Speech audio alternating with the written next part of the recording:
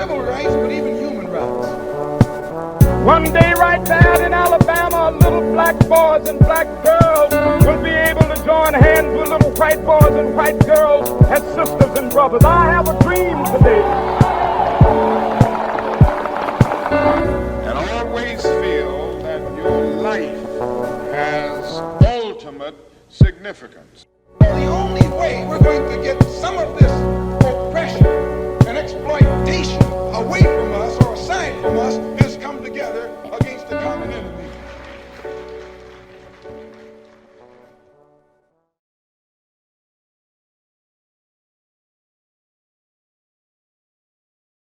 I wanted to talk about, some of the mindsets that the teachers themselves had. I know that some people are resistant to change. They like the old ways. But what was your approach in dealing with the teachers, who, felt that, maybe the old regime, was the best regime? And I'm not asking you to mention any names, of course, but I'm not going to, I won't say any names, but like you said, there was a group that looked at both of us like, well, how long are they going to be here? Are they just rolling through? There was people who, I don't want to say had to be checked. There were some people who had to be set down, and we had to have a conversation as far as if I give a directive, the expectation is for the directive to be followed. I don't know if they weren't used to people following up. I don't know if they thought, okay, I ain't doing that. But we've had many conversations and many back and forth with the union. And there are some union people that were in the discussion that understood how things need to be done. And then every time they would pull up, this is the way that we've done it. And I'm saying, so you tell me, you want to continue to do things the way y'all been doing it for the last 10 years, doing all this. I said, as soon as you said that just lets me know we're never doing that again. So anything that was done the old way, we threw out. And for the first 7 months, Harris and I had to come out and say, like, look, we weren't here. We weren't a part of that. We're trying to correct that. We're not denouncing that. We're not saying it didn't happen. We're not saying this was not, a factor, but knowing everything you just said to us is the reason why we need to do it this way now. So it took some time, and it took some elbow grease. And I think the biggest factor was leading by example, not giving a directive and then going in the back room, but giving a directive and being in front of it. So that type of on-hand servant leadership definitely helped us get more movement faster. We still got people that's waiting for us to leave. We still got people that's, saying, I've been here. This is X amount of principals and X amount of superintendents. I'll be here when y'all gone, blah, blah, blah. I said, well, I ain't going nowhere. I'm here. So until I leave or until I'm done, this is how we doing it. And with that, Dr. Woods and I have been in community meetings where some folks have been opposed or thought their way was better. And we just say, well, what outcome did you get? If you weren't getting the positive outcome, then what you were doing was probably going in the wrong direction. So, and that usually shuts them down. And we also said to them, we got this.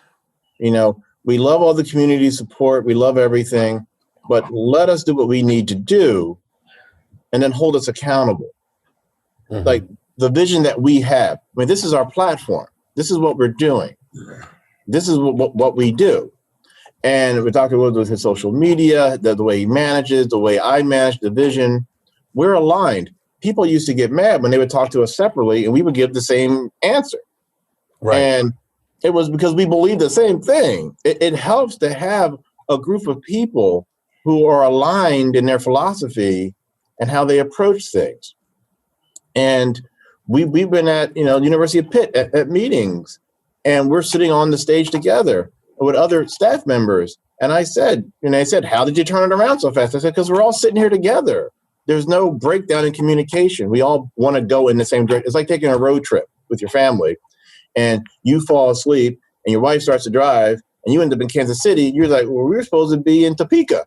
She goes, well, I changed my mind. I wanted to go over here. It's like we're on the same page, and we all have different roles to play, but we're all on the same page together, and we want the students and families to be successful. And Dr. Woods and I, when we first met, we disagreed because people in the community would say, how are you going to fix the community?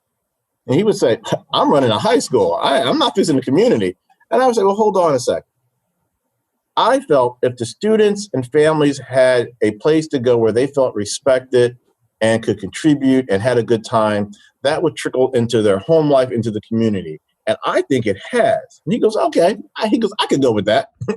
So we wanted to make sure that those students from 7:30 to 3:30 had a positive day.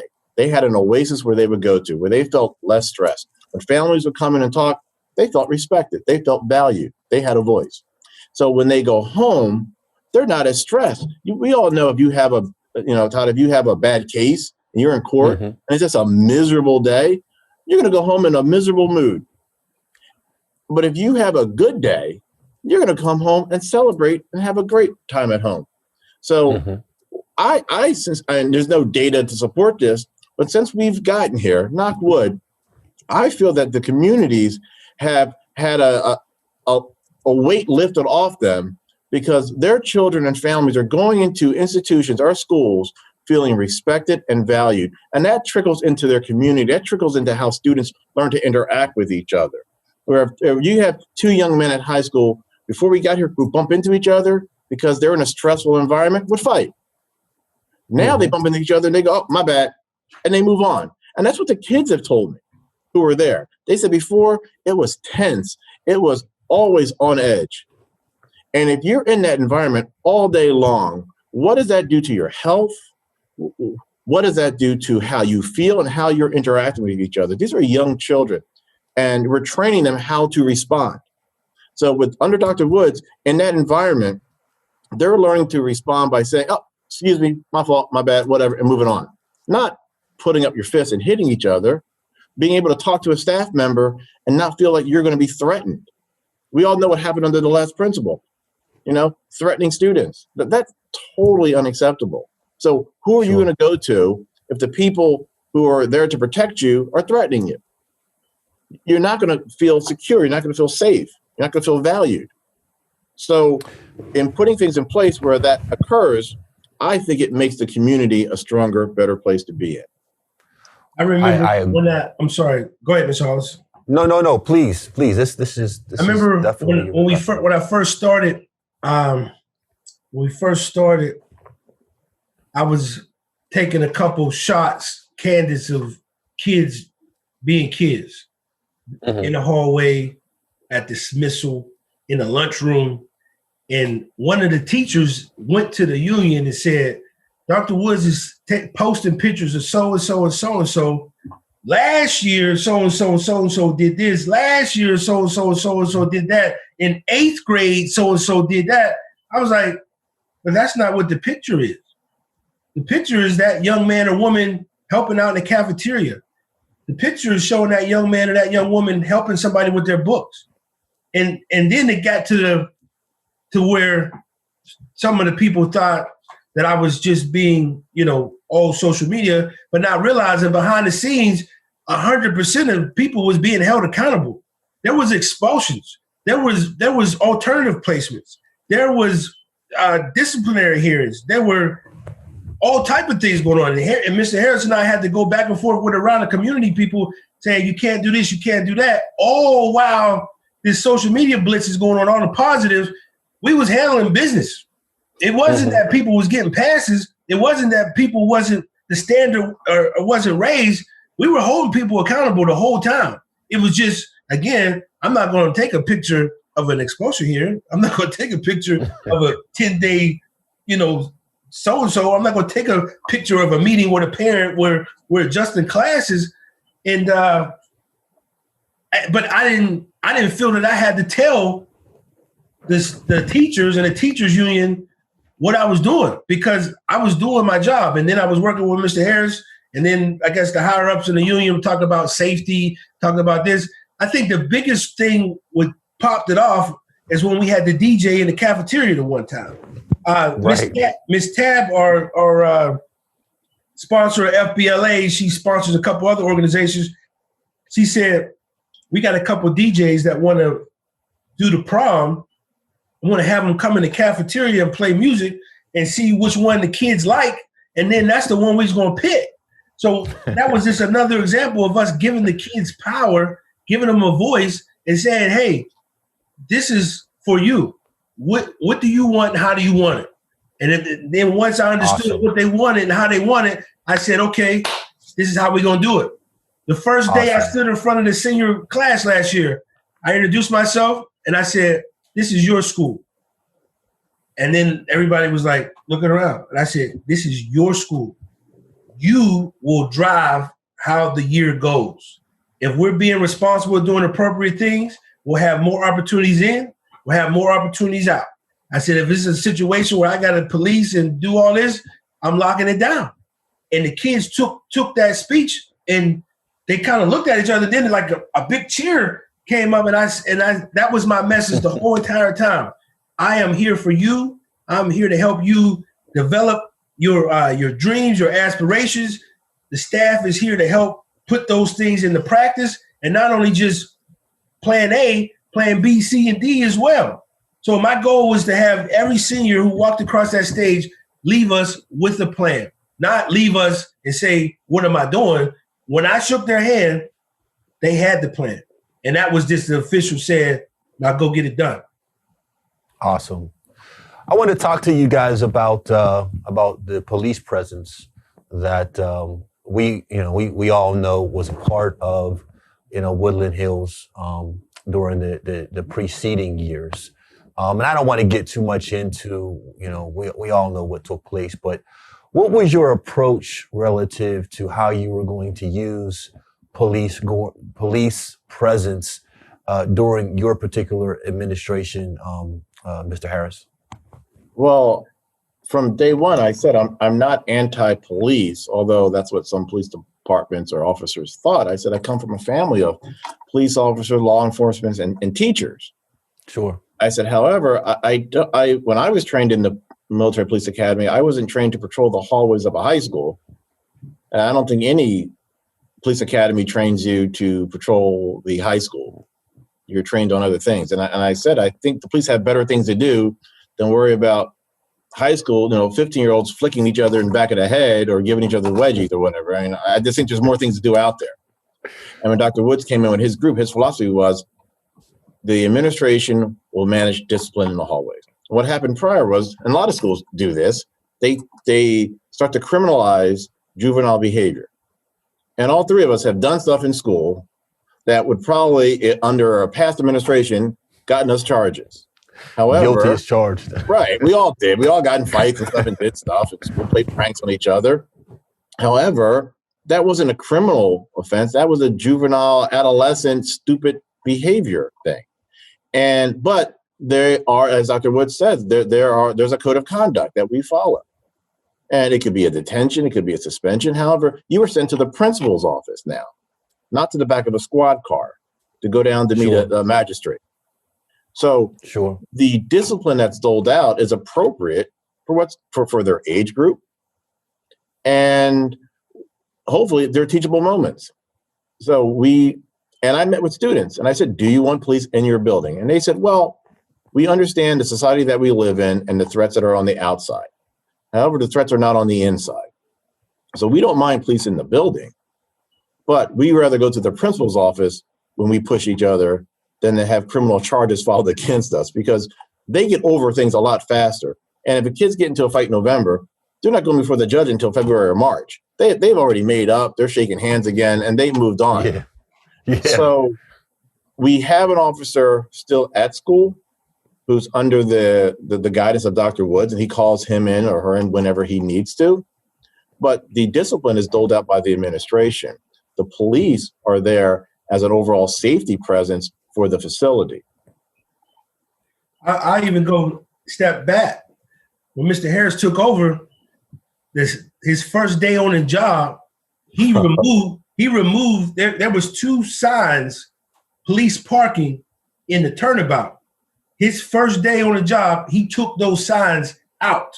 There was no more police parking.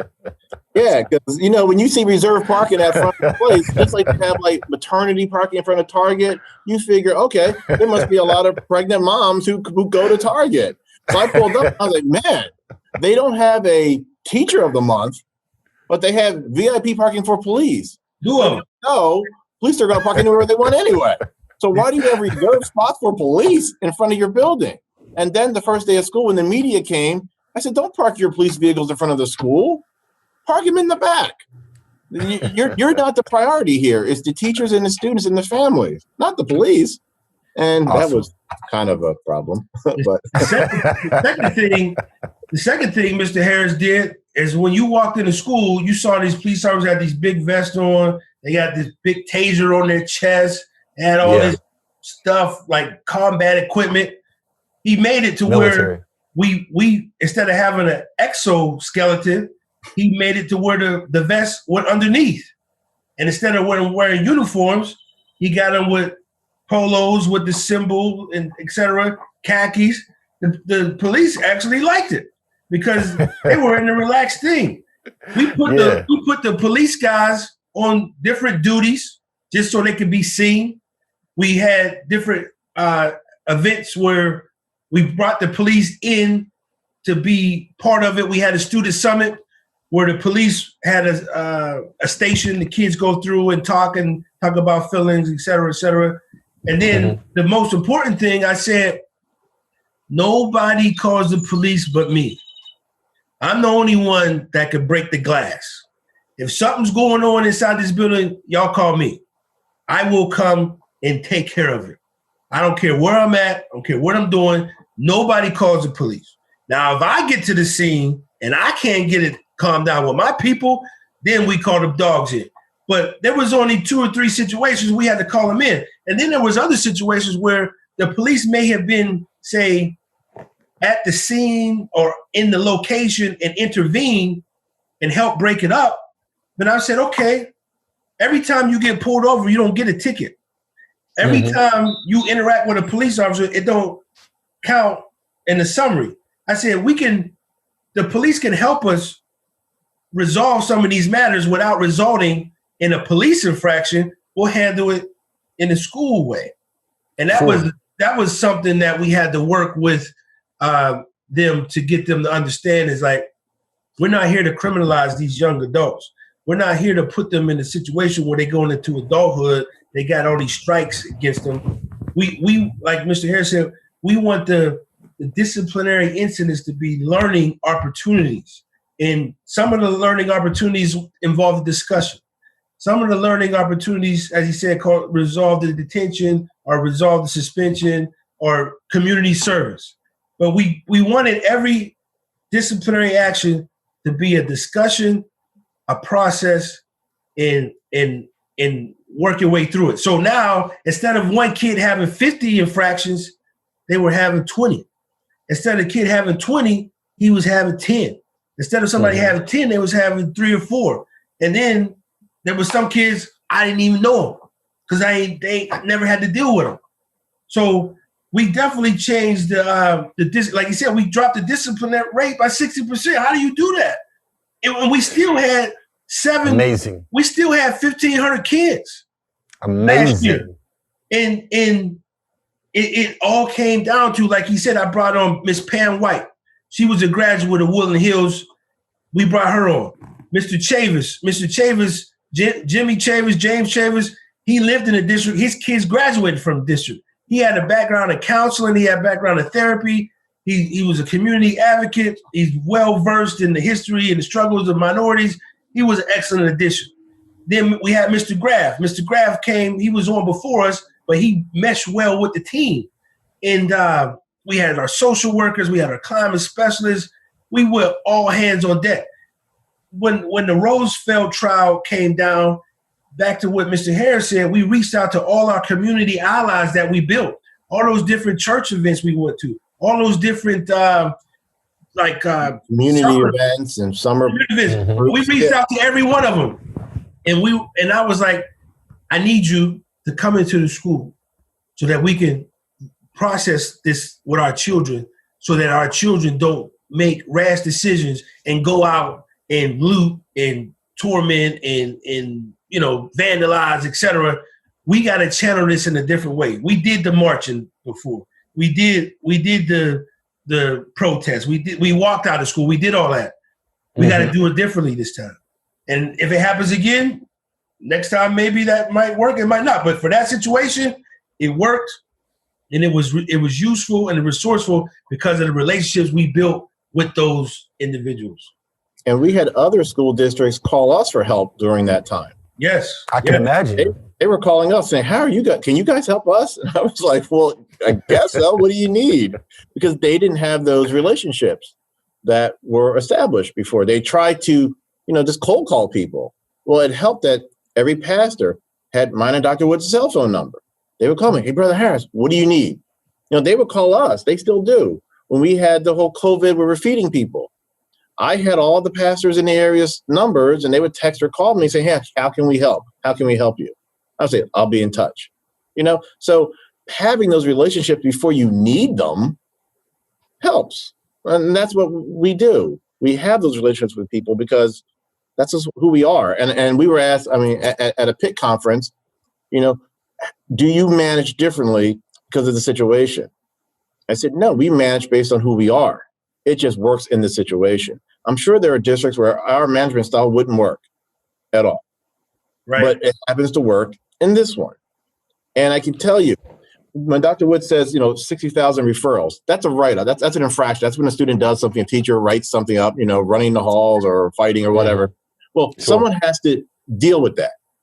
So if you just do the basic math, if you're 60,000, divide that by the number of days of school and by let's say assistant principals who deal with that. There's 3. They are dealing with hundreds a day if they're 60,000. That's their whole day. Now, we're talking about behavior. Let's talk about academics. When do you get to academics if all you're dealing with is who's running down the hall, who kicked somebody, who's insubordination, that catch-all for everything? That's all they were dealing with the years before we got here. So when you can reduce the number of infractions, okay, then you can look at other things like academics. Last year was the year of the academics for us. We looked at academics. Okay. And the best way to control behavior in a classroom is to give the students something that they want to learn. Okay. We've all been to movies that are boring as heck. What do? Start talking to each other. You sneak your cell phone under the thing and start playing games on it or whatever, or at a dinner function. Right. Okay. Right. When the movie is good, you are captivated. You are quiet. You're enjoying your popcorn and your cherry Coke or whatever, your smoothie, your slushie, and you're engaged. That's the best way to keep the infractions and the behaviors in check. Okay? We have all gone in student lunch. When it's a good lunch day, those kids are sitting down there and they're quiet and they're enjoying their meal. When it's something bad, they're having a food fight. They don't want to eat it.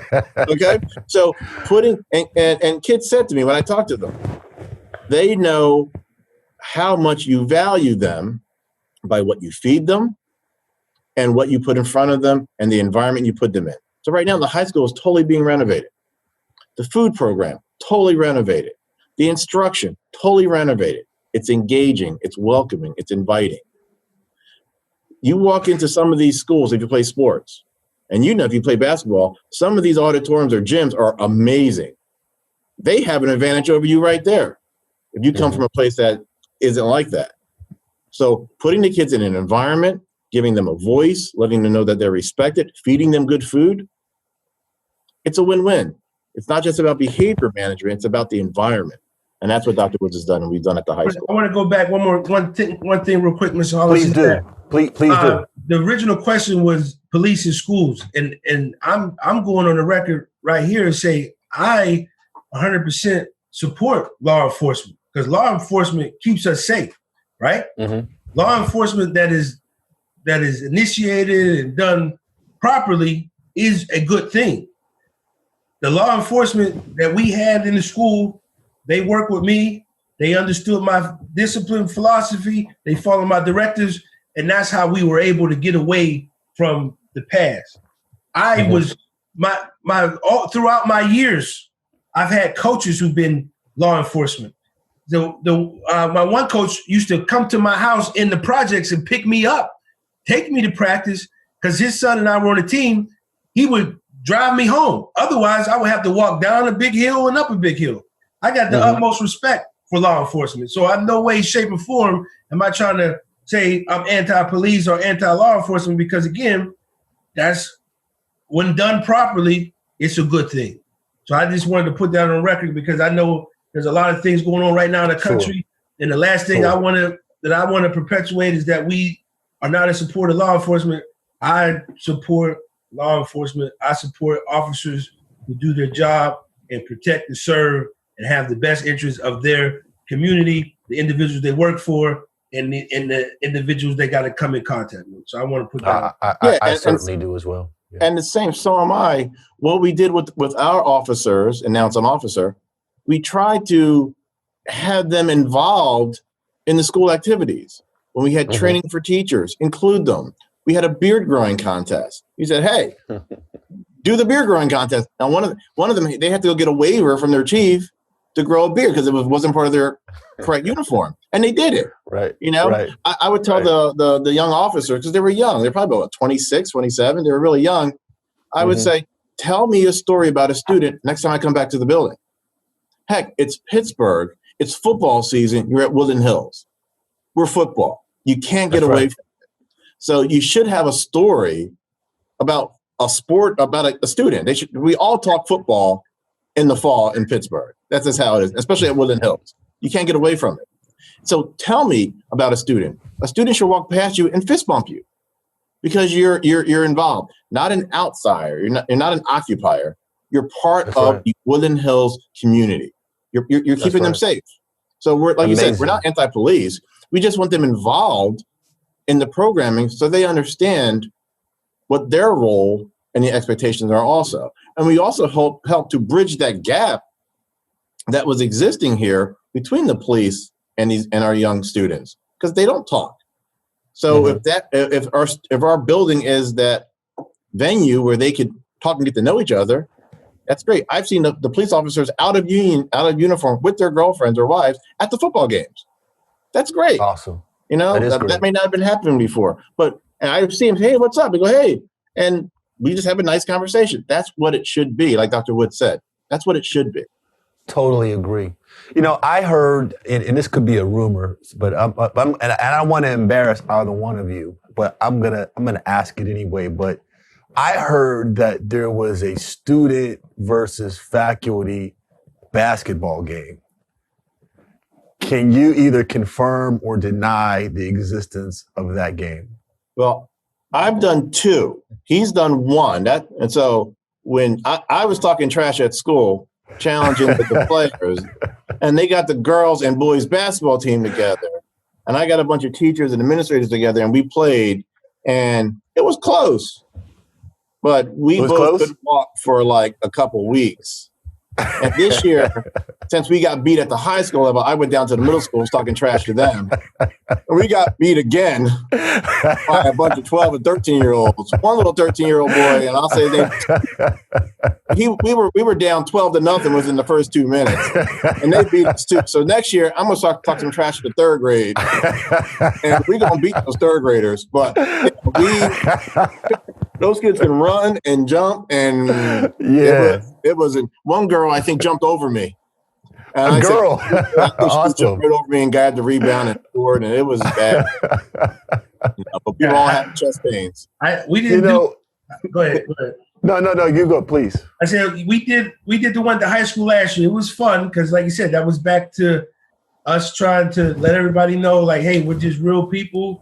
We just wear suit and ties during the week. Sometimes we don't even wear ties. You know what I mean? So we're real people. We want to interact with our students. We want to interact with our families, our community members, our local business people, and let them know, like, hey, we're approachable. We like to laugh. We don't like to come. Like Harris always teases me because I don't smile sometimes, and I'm like, well, it ain't all fun and games out here. So whenever we can have those opportunities to let our so-called hair down, which neither one of us have, it's a good thing. And you know, we're constantly getting people pulling our coattails, say, hey, I just want you to know I appreciate what you did. I appreciate what you're doing. I'm so-and-so's father, I'm so-and-so's uncle, I'm so-and-so's grandparent. Thank you very much, etc. Like every one of those little pats on the back just gives you a little bit more energy to want to come back and do better.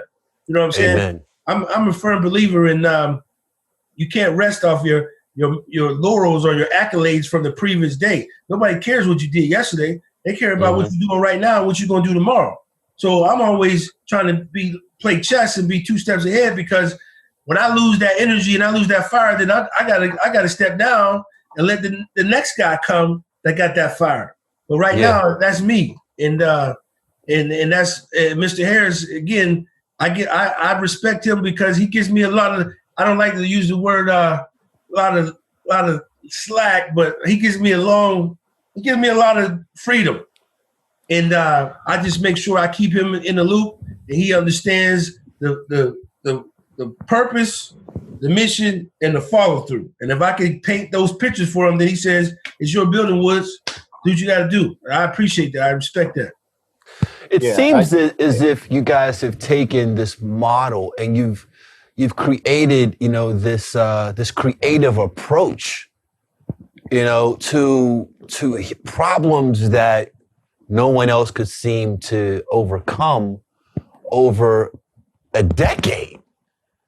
I mean, basketball games, and I came to the Halloween event that the school had, and both of you were in costume where you participated. It was a huge turnout. Turnout. I was welcomed. I thought that I would. I didn't think I would get such a great welcome, but I did. It was amazing. It helped that you had your daughter. It helped that you had your daughter with you. I would say that. not for me. I was going to walk no matter what. I think having your daughter there helped a little bit. It helped me. Okay, well, I appreciate that. You guys. I know that. You probably don't want to take a quiet moment and pat yourselves on the back, but I really think that you should. What you've done for this community, for our babies, is nothing short of spectacular. Education is very important to me. I wasn't always a great student. I was not always, as Mr. Harris alluded to, I didn't always do things the way that I should have. And it took somebody that was understanding, somebody that was willing to be patient with me, to help guide me and to give me, a sense of pride, that, I wasn't the class clown. I wasn't an idiot. Certainly my opinion mattered.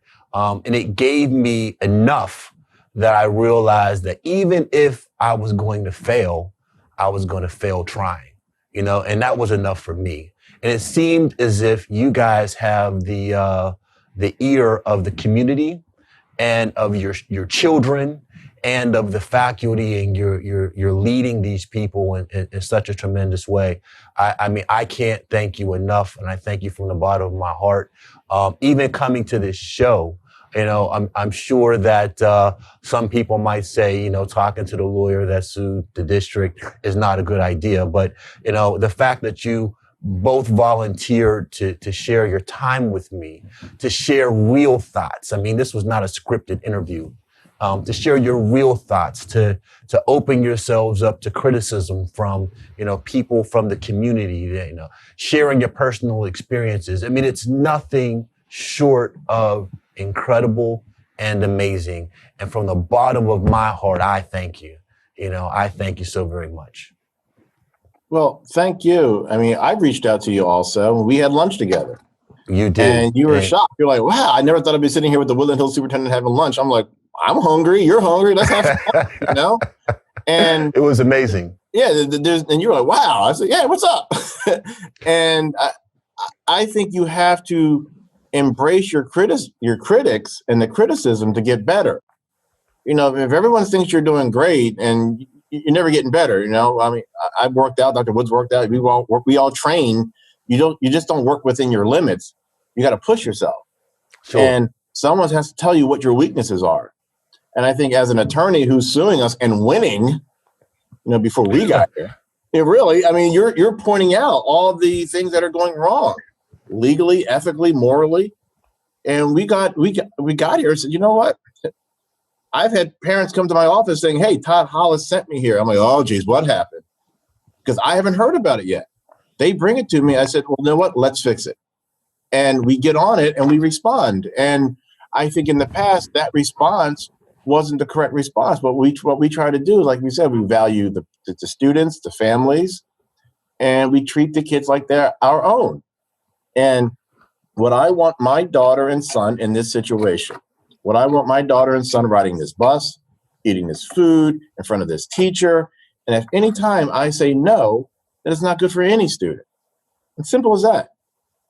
I'm a firm believer, Mr. Hollis, in unconventional situations require unconventional means. Woodland Hills was dealing with unconventional situations, having 12 different neighborhoods, having the kids fighting and shooting and all the violence in the community. They were trying to implement a decade ancient strategy on this new modern group of people we were dealing with. So I heard you say you weren't a model student. I heard Mr. Harris and I shared our stories growing up. We had to do things differently. I'm not going to say what the group is, but Mr. Harris and I agreed to let the kids decorate their caps last year. Oh my gosh. Somebody, I would say there was a concern that letting the kids decorate their caps could be a safety issue at graduation. Mr. Harris and I almost fell out our seats. I'm like, what the? I forgot all about that. Don't forget nothing. I'm like the elephant. Listen. We looked at each other and was like, this cannot be serious. But it was like there was a group that was concerned that letting the kids decorate their caps would be a dangerous situation for graduation. We went through that graduation. We had no problems. Mr. Harris talked about we had 95% graduation rate. Another thing to bring up that didn't come out is that we increased our school performance profile by 6.5%. And tell us about that. We got robbed. What's that?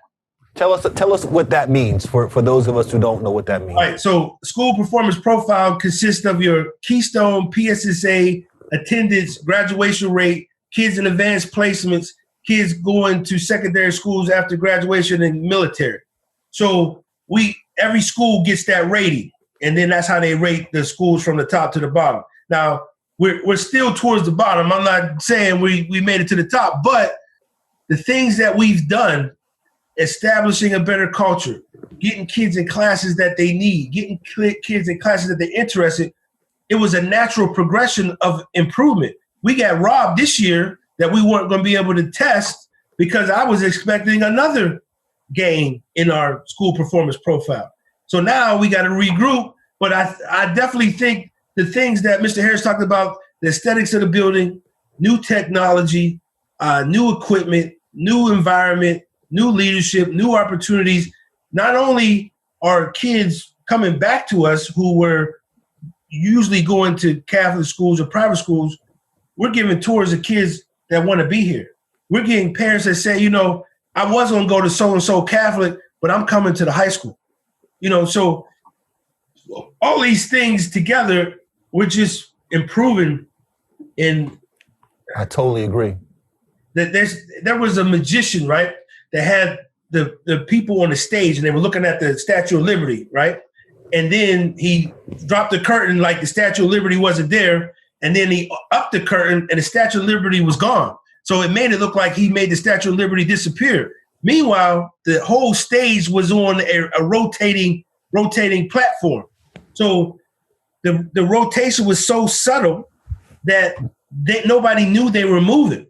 So when the curtain came back up and the statue was gone, they thought he made the statue disappear.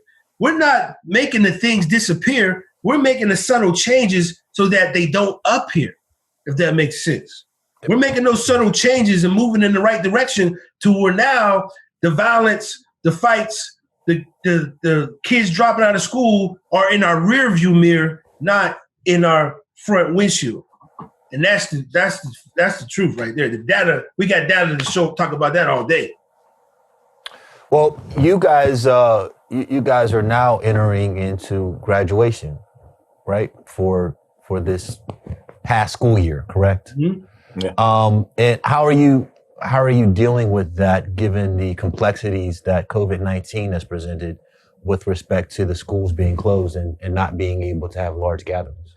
Well, at first, I mean, we never thought we would stop teaching.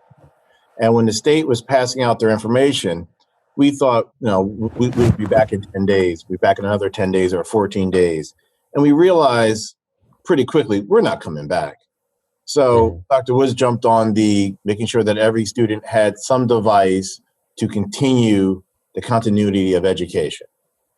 And then the teachers would post things online just to get the students involved. Now, the state was saying, if you can't teach everyone, you can't teach anyone, because we had some fears of other issues that were going on in special ed in other areas. But we kept going because we knew that our particular demographic of students would get left behind. And we did not want that to happen. So no matter what anyone told us, we were still going forward with educating in some form or fashion our students. And then the rest of the state seemed to catch up to us. Honestly, we were moving ahead. That's a true story, and that's documented because we got in trouble. we had our plan and we were rolling. We got a directive, whether it was misappropriated or it was misunderstood. We got a directive that we had to stop our plan. And Mr. Harris and I, we were upset, and we didn't hide the fact that we were upset. We publicly stated that we were upset. We went on record with a local newspaper and said our story. And then after that story published, everybody backtracked. At that point, they were saying, don't worry about the 180 days. They were saying, don't worry about instruction. They were saying, just pass our kids, right? Right. After we went public, there was a news report came out saying that's not what we said. And then 2 weeks later, PDE, and I got the screenshot, I'll mail it to you. PDE said, we didn't mean for schools to stop teaching. We didn't mean for learning to stop. That didn't happen. That didn't happen for just out of nowhere. That happened because we put our foot down and like, we're disappointed. We're upset that our kids can't move forward. But then that is what was the energy and the fuel to where the laptop donation was huge, because I was not going to stand by, and we were not going to stand by and have our kids just simply be sitting idle and not have the opportunity as the kids in Bethel Park or North Allegheny or East Allegheny, basically all the upper, affluent neighborhoods. I wanted my kids to have the same opportunities they had. There's no reason why they shouldn't. And then that's another conversation to have about the inequities in funding. They send out an emergency allotment of money for districts in technology. They're giving us the same amount of money that they're giving a district that don't need it. They have to rebalance that. They have to refigure that as far as helping the districts that are in need, and not saying it's just a fair, everybody gets certain same amount. So we took it into our own hands. But however, we do support the Department of Education in Pennsylvania. We support the Department of Education. Yes, we do. Dr. Woods didn't mean all the words he said.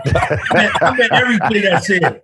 I'm just saying. Oh, maybe he does. The system is outdated. It needs to be revisited. Listen, I contacted all the local senators. I called them. I emailed them. I social media them, and I called them. I talked to all of them, everyone, all the way up. I hit them all, and they responded. I don't know if it was because of election time. I don't know if they thought maybe they needed it, but they responded, and they also contributed out of their pocket, and then they also gave us different avenues to go through grants and all that. But we didn't have time to wait for all that. Let me tell you something. Both of you know how much I adore my little girl, and clearly I would have not allowed my little girl, if we had lived in a district, to go to school at Woodland Hills during the old regime. But I can tell you from the bottom of my heart, I wouldn't hesitate now. I am just so elated and encouraged. I mean, even by your last comment when you said my kids, that is what Woodland Hills needs. That's what we all need, because they are all our babies, regardless of where we live. So, God bless the both of you. Unfortunately, we're a little delayed in time, so we got to cut this short. But I want to thank you again from the bottom of my heart, for sharing this time with me, for sharing your time here on Civil Action. I know that, there's a million places that you could be, but the fact that you've chosen to be here with me is appreciated. So thank you very much. Let me ask you one more question before I let you guys go. What's your plan for the next school year? Do you guys have any big things that you want to do with the kids? What message do you want to give the babies before they roll out and go to college and become superstars like the two of you? I would say, well, to the graduating seniors, I would say, one, don't let negativity around you hold you back from your dreams. You could do whatever you want. I wasn't the best student in school, but I realized that over time I could develop, retrain myself, and be better. And treat every day you have as a gift. To those families that are out there that are considering us, who read the news stories or whatever, come in and see for yourself. When people enter our doors, they are shocked at what they see because of what they've heard on the street is nowhere near how great things are happening in all of our buildings, K through 12. So I would just say, give us a chance and you'd be surprised. Dr. Woods? What I would say to my seniors is you got to take adversity and you got to take these unconventional opportunities or happenings as opportunities. And when I say opportunities, not just to give up and quit and shut down, but an opportunity to be creative and show your individuality and show how you can turn a negative into a positive. And what Mr. Harris stated, for all the student body, we got a brand new middle school right now, booming. Everything brand new from top to bottom, renovated. A high school is being renovated. Everybody, I would have said we had a group of people that took education and didn't value it as much as they should have. I think this COVID lockdown put more emphasis on the importance of education and the important role the school plays in the process. So when we come back to school next school year, everybody take these opportunities, value them, and get the most out of it, because you never know what day is going to be your last. When we came to work that last day, we didn't know we weren't coming back. You got to take every opportunity, get the most of it that day. That's what I would say. Well, again, thank you, gentlemen. You guys are rock stars. Woodland Hills has certainly, gained an ally and having the both of you be a part of their leadership. I hope that you stay on for many more years to come. You guys know that my door will always be open to you for whatever it is that you need, for whatever resources that I can provide. I am truly on board and I'm encouraged by all that I've seen. So thank you again for being part of the Civil Action. I encourage you to visit the page, Dr. Woods' page. Mr. Harris is on LinkedIn. Make comments. I'm sure they'll see them as well. Visit our social media platform. Let us know what kind of job that we're doing. Let them know what kind of job they're doing. If you have any congratulatory remarks, any things that you want them to work on so that it may address your children's needs. And again, thanks again, gentlemen. Have a good day and please be safe. And thank you for having us. Thank you. Mr. Hollis, can I end with one thing? Yes, sir. I want to thank the community of Woodland Hills. I want to thank all the alumni who donated. I want to thank the Woodland Hills Foundation. I want to thank Mr. Harris, Ms. Glasser, the school board for taking that initiative to get those Chromebooks to help our students. I want to thank you, Mr. Hollis, for, like I said, being open and honest and just giving it like it should be. So I want to thank everyone, all the individuals mentioned. We look forward for continued success moving forward. I'm going to let that be the last word. God bless, gentlemen. Thank you. Peace.